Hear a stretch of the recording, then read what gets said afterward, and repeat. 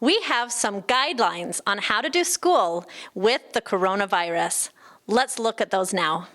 Hey there, Mustangs, and welcome to a start of a school year unlike any other. We've got a lot we need to talk about, both about the start of the school and also about how to socially distance while we're at school. Today we're going to limit it to just 5 things. There'll be more time when we go into our Mustang Musings assemblies to go into some of the other specifics, but today I just want to talk about our room flow instructions, how you get around the school from class to class with our one-way hallways. You even have a time during your class right now to map out how you're going to get from first class to second class and so forth.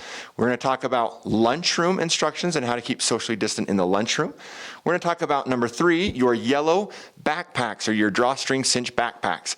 Those are really an alternative to what have been our lockers in the past, so we want to talk about how to use those and what's in those. We want to talk about cell phones. We always have guidelines about cell phones, but they're a little different when we need to make sure that we are being very safe and protective of cell phones, that it's not being a means to transmit the disease since it touches our fingers, touches our faces. So we'll talk about that briefly. And finally, number 5, we are going to talk about distance learning. Some of you are at school learning in person, some of you are at home learning online, but all of us need to be aware of some guidelines about distance learning because you never know when a school, a class, or an individual might be directed to distance learn if they need to be quarantined or isolated for any portion of time. So we all need to understand some of the parameters with distance learning. Like I said, lots to talk about, but we're going to settle on just these 5 today.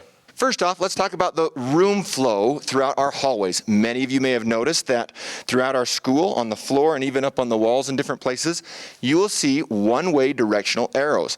All of the hallways in Westlake STEM are one directional.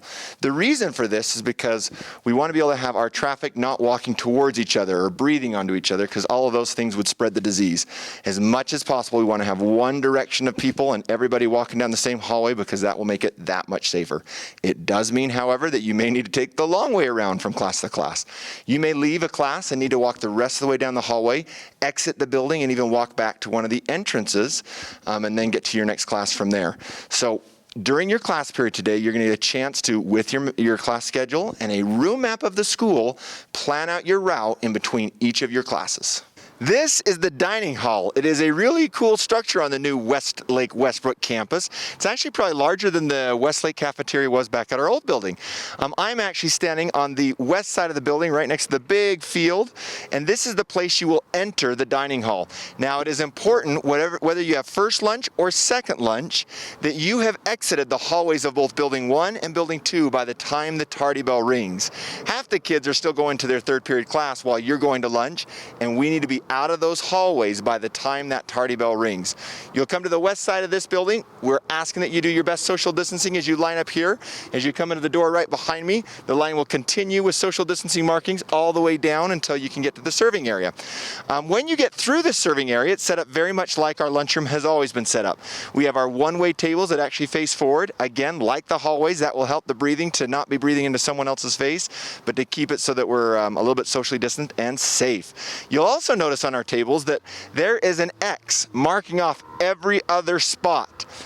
You cannot sit where there's an X. You can still sit by your friends, but make sure you've got that X in between you. That gives you a little bit of space and it helps prevent the spread of the disease.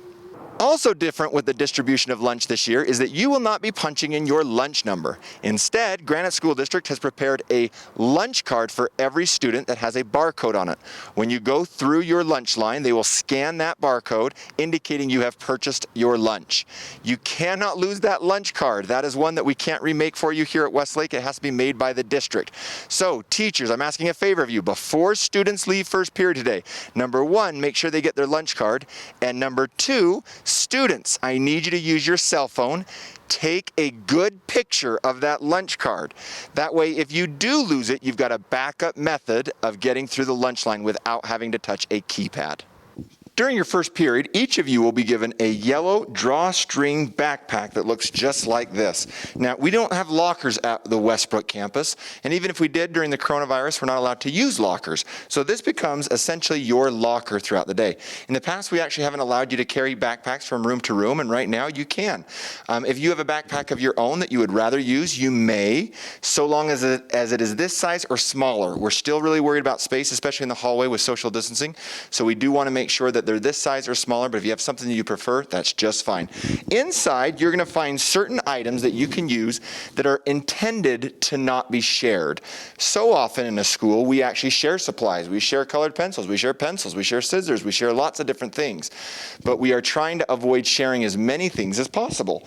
Inside, you're going to find things that are just for your own. First off, you're going to find in there a water bottle. You'll notice that the drinking fountains around the building are actually shut off. That's because drinking fountains are a very common touch point that really can transmit the disease. We want to avoid that. You're going to find in your bag a whiteboard clipboard. Looks like this, even has a dry erase marker. This is really nice because often teachers will want to have a group response and you're able to write down on a whiteboard and hold things up. You've probably done that in school before. Usually you've shared those in the class, but you get to have your own and carry it with you everywhere you go. Also, teachers might even need to do an activity walking outside, and this becomes your portable desk if that's the case. What else is in here? You have a notepad of paper that's just for yourself, so you've got paper with you always. You'll actually have a pencil pouch. Sorry, the bag comes out. You'll have a pencil pouch that you can keep certain things in. In there, you'll also find a couple of pencils, a pen, a glue stick. You don't have to share with other people, but you get your own glue stick there. You'll also find a student face mask. Now, we do need to have face masks worn every single day at all times during school. The one exception to that is during lunch. Of course, you need to remove it far enough to be able to eat, but it goes right back on. That's not just a Westlake rule. That's not just a Granite rule. That's actually a mandate from our governor, and we will follow that. That might be the most strict part of our dress code this year, is that our face masks are in place at all times. So we give you one of those. I'm guessing you have some of your own, but those are some of the contents inside your bag. Also, they're not here yet, but you'll be getting your own set of earbuds, headphones. Those are to be used when your teachers need you to plug into your Chromebook and to be able to watch a video and not distract everybody else at your teacher's direction. Obviously, headphones are one more thing that we don't want to share. Those will need to be kept in your yellow bag. So that's what you should be getting in first period, and look for all those things. I'm now standing in a classroom right next to where our cell phone pouch would have been. For those who have been at Westlake in the past, you know that in every classroom we have had a cell phone pouch. The cell phone pouch is where your cell phone must be if you bring it to class. It can't be on your person. It has to be on the cell phone pouch. You can see it, and then you can pick it up after class is over. We still have that as part of our policy in our student handbook. You've already signed off on that. However, because of the spread of the coronavirus, we want to be able to put those on hold. We've put our cell phone pouches away, and we will actually return to those when we are past this pandemic. We just realized that cell phones are very dirty. They've got your fingers on them. They have your face on them. And if they go into the pouches, then we've got another touch point that could get spread from person to person to person. So we will not be doing that for the time being. Instead, if you do want to bring a cell phone with you to class, it cannot be on your person still. There's no cell phone pouch to put it. So the only place you're allowed to keep it in the classroom is it must be sealed away in your yellow bag. If it's not sealed away in your yellow bag, it can be confiscated. If you don't like that plan, you can either keep it at home, or we also have the option for you to lock it up in the safe in the office. And then we'll keep it there all day long and give it back to you at the end of the day. I think the best plan, if it were me, would be to just keep it in my yellow cinch bag, and then I'd be able to pull it out in between classes or at lunchtime, so long as I am wearing my ID badge that you will get next week. So that's a little bit different because of the spread of the coronavirus. We can't have our cell phone pouches in the classroom for now.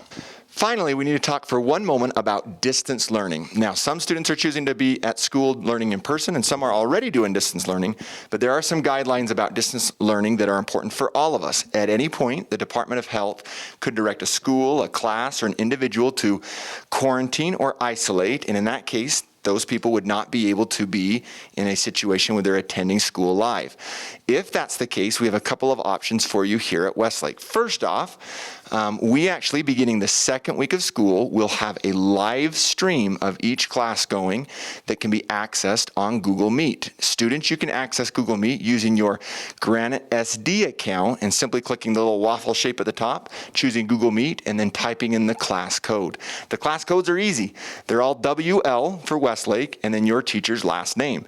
Therefore, it could be something like WL Schaefer or WL Horton to get on and see those class classes live streamed. Now, the teachers are also preparing content that can be accessed by students studying at home asynchronously. That means not in the moment it's happening. You will get video recordings or other assignments and directions delivered via your Canvas or Google Classroom options.